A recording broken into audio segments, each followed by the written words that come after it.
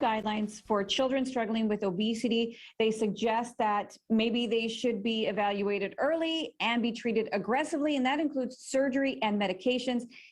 Now, to help us make sense of this, Dr. Christina Johns is joining us now. So, Dr. Johns, when I saw surgery as young as 12 or medications, I don't know what to do with this. Is that just going too far?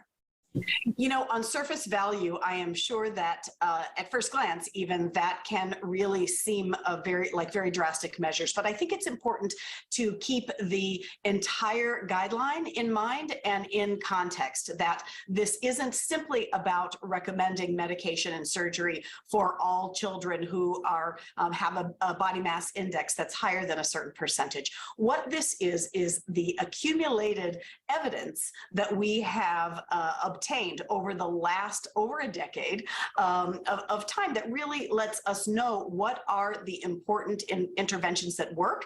These are comprehensive interventions that include earlier interventions, not things just like medication and surgery, but lifestyle intervention, screening blood work, for example, a coordinated multifunctional approach to managing these children. Because if we don't get on top of the obesity epidemic, then we are going to have a lot of adults with significant health problems down the road. So what's the overall message that you would like to share if a parent or a guardian suspects that their child may be obese?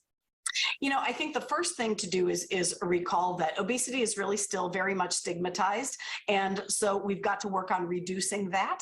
And the way that we do that is by treating it as the health problem that it is, just like we treat chronic asthma or other types of medical problems. So if there is a parent who is concerned that maybe their child might be headed down a path that is concerning to them, have that conversation with their child's pediatrician or pediatric healthcare professional. They are getting familiar with these guidelines and can help coordinate the multidisciplinary cross-functional approach that is key for managing many of these children.